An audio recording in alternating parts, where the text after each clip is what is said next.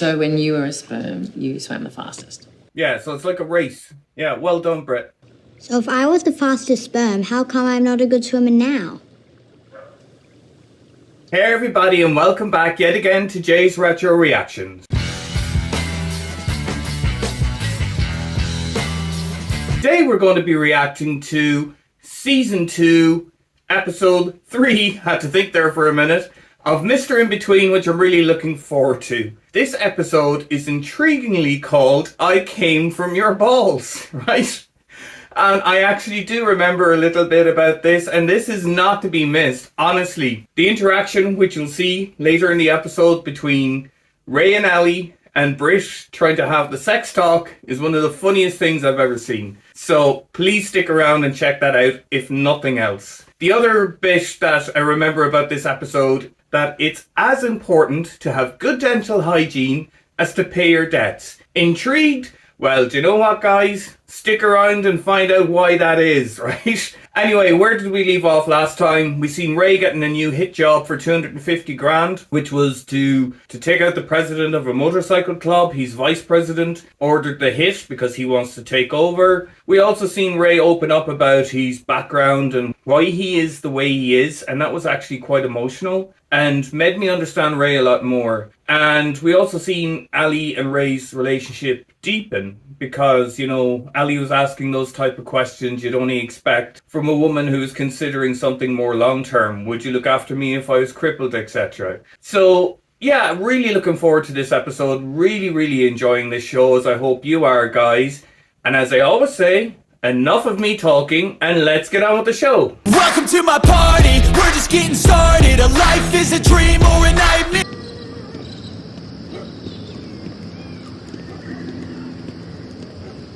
Okay, Ray is on some sort of nighttime excursion, probably up to his dodgy stuff, whatever that is. We'll find out soon, I'm sure.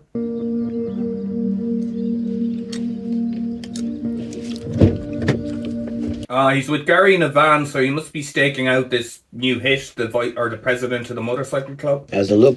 Cameras everywhere, big gates, not good.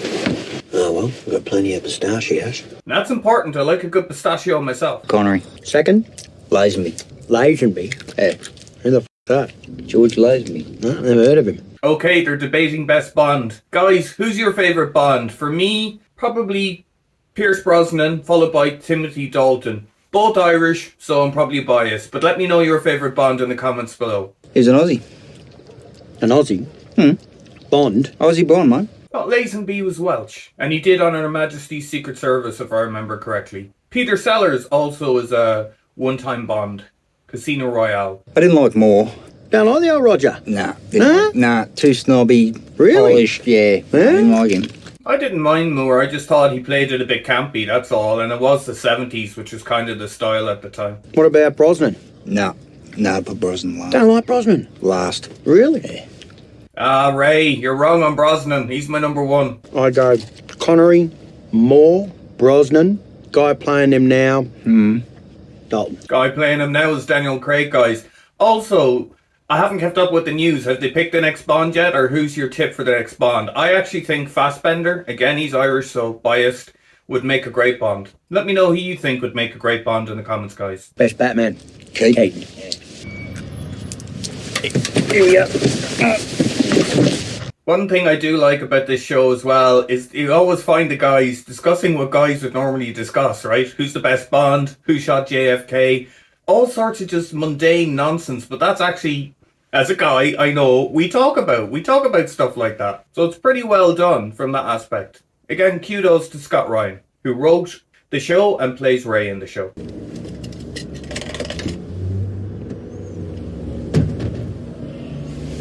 Yeah, this must be the president of the motorcycle club. He's got the ponytail, the beard. He definitely looks like a sort of dude who would be president of a club. Which one's the prize?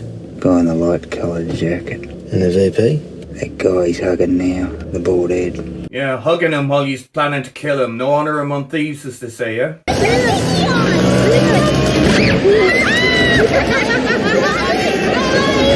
I missed that when my daughter was a kid, taking her to fairgrounds and, you know, going to the cinema and stuff like that. It goes by so fast. Ready? Stop crying.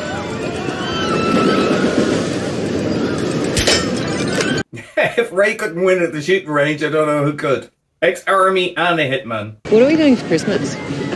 What do you want to do? I was wondering if you and Bruce and Britt wanted to come. See, Ali's definitely getting serious about Ray. We had a conversation in the last episode. Would you look after me if I got crippled? Blah, blah, blah. Now she wants to bring Ray, but not only Ray, Britt and Bruce to her family's Christmas dinner, which is a massive deal, guys. If you've ever dated someone, you know what I'm talking about. That's like the biggest hurdle, meeting their family. But also having to bring your family along, because not only do you have to worry about yourself, you have to worry about the behaviour of the Muppet you call your family. You know what I mean? I mean that with love, but bad enough worrying about yourself in those circumstances. I put the same size scoops in there. You put the same size scoops in there? Yes. I don't think so, mate. Look.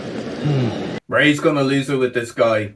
But again, he should know if he's serious about Ali, her reaction to the last time he kicked off. Remember with the guys in the car? You're a cool mate. Yeah, mate, would you like one, would you? Oh, don't pick a fight, man. You don't know what you're doing here. Well, come on. Let's go. Ray. Huh? Ray ain't gonna back down, but he should. Ali's not gonna react well to this, man. It's not worth it. Well, come on. Britt's there as well, Ray. Cop on, man. Yeah, that's what I thought. Bag. What do you want, girls? Fair play to him. He kept his cool, but I wonder is he gonna do exactly what we've seen in season 1, episode 1, where he's gonna get rid of Ali and Britt, and then he's gonna track that guy down and kick the crap out of him? Wouldn't surprise me. Dad? Oh, God. Oh no, man! The horror! The horror! Why were you hitting her? No. I wasn't hitting. I wasn't. No, we're just mucking around, love. Oh, he wasn't ignorant. Just mucking around. Just play fight. What were you doing? Oh, the horror, man. Never happened to me, thank God, that I'm aware of. We were having sex. Jesus. Oh, disaster. Disaster. Why don't you just go to your room and I'll come out in a minute, alright? Just give us a minute. Of course the kid's confused thinking Ray was beating up Ali. Heart attack. Oh, they're probably laughing out of embarrassment, to be honest. When a man and a woman love each other, they have sex. Here we go, the sex talk. The man takes his penis and he puts it inside the woman's vagina. Why? Even I'm feeling awkward in this talk, and I'm not part of the family. Do you know what testicles are? Ball? Exactly, as a kid. What? What's going on? Oh, great, Ray. Testicles? Fantastic. In the man's balls, there's things called sperm. No, they're more like tadpoles. You've got tadpoles in your balls? You're going to confuse the kid even more, Ray. See what I mean? She thinks you got bags of tadpoles walking around now. The little tadpoles swim out of the man's penis and go into the woman's vagina. I would have just said there's a seed, and the seed goes through the penis into the woman's ovum. Done. There's an egg, but there's an egg there. Oh, even I'm feeling the cringe here, man. An egg? Yeah, no, it's not a hard egg. It's not like a chicken egg. There's an egg. Hard boiled or soft. Oh, okay. Thanks, Ali. The sperm that swims the fastest is the first one that gets to the egg, and that's the one that makes the baby. Yeah, so it's like a race. Yeah, well done, Britt. So if I was the fastest sperm, how come I'm not a good swimmer now? Great question, Britt. And it's the same for myself. I was also only an adequate swimmer. I wasn't great, so exactly. How was I the fastest sperm then? Wait, so hang on. I came from your balls? That's weird. Yeah, it is weird, Britt. I agree with you. So are you gonna make a sister for me? No, we're not planning to. No. Why are you doing sex then? See, Ray, now you've done the whole reproduction thing, you have to explain how sometimes you just do it for pleasure. Because it feels nice. Gross! Exactly, Britt. Gross, girl. It's not that bad. It's a bit gross. A little tip for you guys. If you have kids of your own already, or when you have kids of your own that are young, and when they get to that age, kind of pre-teen, late pre-teen, early teens, and you want to get rid of them out of the room because they're either wrecking your head, they won't give up the TV because they're playing their game, they want to watch some show that you don't want to watch, the quickest way to get rid of them, and I did this many times with my daughter, sorry love, was just to turn to them and say, yeah, I think it's time we talked about sex again, and, you know, make sure you fully understand it. You just see their face turn pale and they would literally run for the door. Honestly, best tip ever. You'll get rid of them for about 2 hours that way.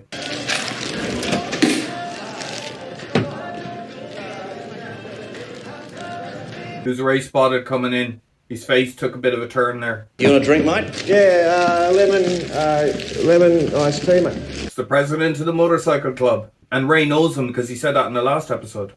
Ray? How are you, mate? I don't believe it. Caught by the balls, you're trying to slink out nice and easily there, Ray, but cut, man. Paulie, mate. Yeah, I was real sorry to hear about Paulie. Certainly Hey, listen, have you tried the sausage rolls? This guy actually seems pretty decent and very friendly to Ray. Again shows that sociopathic side of Ray, that he has no problem killing someone who's nice to him and who he knows. It might sound like I'm carrying on, but seriously, she makes them fresh here every day. They're the best sausage rolls in the country. I swear to God, put that down I'll in give it a straight crack, back. mate. I love myself a good sausage roll. Do you get them in the United States or anywhere else in Europe, outside of the UK, Ireland, Australia, New Zealand probably as well? I'd say they're the only places they're popular. I don't remember ever seeing them in the States when I was there. Hey, mate. How are you? Yeah, good. You sticking around for a bit? Yeah. Is Ray having second thoughts about the president of the motorcycle club now? He wants to talk to Freddie, so maybe he is. Is that the guy? No, mate, come on. Is that the guy? Let's go. Answer me! Davros. This guy is Davros's brother, I remember. Is he a crimp? No, he's an accountant. He's been helping me with the books.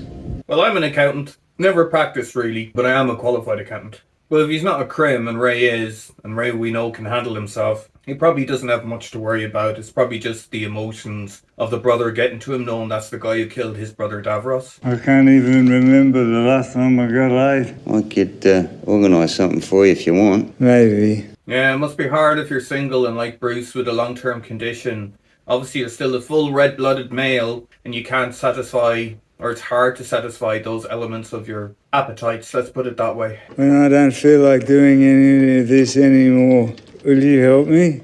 Help you with what? You know. The Bruce is asking Ray to help him do end of life. It's a big ask of someone, in fairness. I don't know, would I do that? I don't actually know. It goes against my religious beliefs, but at the same time, as someone is really suffering and really in pain, it's a difficult one, it really is. I don't envy anyone in that situation. Call it quits. Die? Yeah. Cross that bridge when we come to it, mate, eh? Yeah, okay. I'm actually not pro-euthanasia because I think it'll be abused. I genuinely do. It's not my faith reason alone that would stop me voting for it, even if I was atheistic. I'd have a concern that initially in the first few years, yeah, it would be done for good ethical reasons, but after that, people would start going, oh, I just don't want to live anymore, just end it. Oh, this person's a burden, they're old, end them. I could actually see that happening in 50 years, 80 years down the line. It becomes a lifestyle choice, kind of like abortion. In many cases is a lifestyle choice rather than a necessity because of emotional trauma. I'd say 90% of abortions are lifestyle choices. That's pulled out of my arse, so what do I know? You know, you guys are the only reason I stuck around as long as I have. Who's this dude? I had an audition for a pilot yesterday, so pretty stoked about that. Like a TV show? Yeah. So he's an actor that owes money probably to Freddie, and Ray's here to collect for his commission. Said you'd have the money, mate. No, I know I did, and I'm sorry, but I'm definitely going to have it by Wednesday, definitely. Ray's not going to believe you, man. If you said you'd definitely have it today and you didn't have it today, he's not going to believe you're going to have it Wednesday. I'm going to have to give you a touch-up. Well, can it not be the face? It's got to be the face. Why? It's got to be somewhere where people can see it. Okay, so now he's bargaining where he's going to get beaten up, the face of the body. But Ray's not going to give him what he wants because that kind of defeats the purpose of hitting him in the first place. Well, don't use my uke, please. My name gave me that. Hello? How you doing? Awkward. Plus this guy has too much bargaining for what he can be hit with and where he can be hit. Mum, this is Ray, he's a mate of mine. Hi, I'm Lorraine. Nice to meet you. Well, I'm going to make a cuppa. Would you boys like one? The mother, was she in Home and Away, an Australian kids soap opera thing that I used to watch when I was a teenager? She looks like the mother Pippa. Correct me if I'm wrong, any of my Aussie viewers. Hey, thanks, love. So now he has to have a cup of tea with the mother and the guy he's about to beat up. Awkward for both of them. Better get going. Oh, shit, yeah. We've got to pick up my sister from work, so... Yeah, Ray's not impressed with that, man. He needs to give you your beating and you need to take it like a man because you haven't paid. Me and Ray, we've got to rehearse for an audition I've got. Is that all right? Yeah, that's fine. Fair play to you, Guy. You're going to take your medicine. Well done. Oh, and break a leg. I will. Thanks. Ray's literally going to do that, girl. Just not the teeth, hey? I've just spent $8,000 on veneers. Anything else? So that's what he borrowed the money for, because he's an actor, the teeth. And of course Ray hit him in the teeth. No, that's it. Oh!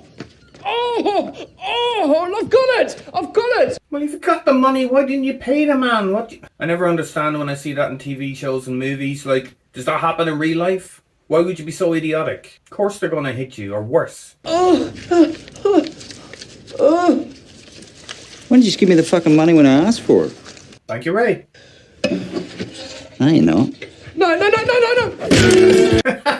So Ray said, you fucked me around. There goes your ukulele from your nan, and you're going to get another beating on top of it. Hey guys, welcome back. So we just finished episode 3 of Mr. Inbetween, and there was a great mix of comedy and crime in this one, so more so than the emotional stuff we had in episode 2. The interaction, as I said, between Ray, Britt and Ali after Britt caught Ray and Ali having sex, I think is fantastic, and that dialogue is so realistic and so naturalistic, if that happened, that I'm actually really impressed with it, and it was completely hilarious into the boot. On top of that, we've seen Ray getting to meet with the president of the motorcycle club he's been hired to kill, and a guy seemed really nice, again similar to what we've seen in the past at Ray. You know, he has no problem hurting, like the drug addict in the car crash, was it episode 6 of season 1? Really nice people, and yet he's no problem wiping them out. The guy bought him sausage rolls, gave him commiserations for a dead mate, Paulie, and Ray is just there, yeah mate, no bother. And we've seen the same thing as well with this actor dude at the end. You know, Ray sits down, has a cup of tea with him and his mother, talking just nonsense, right? Just general chit chat.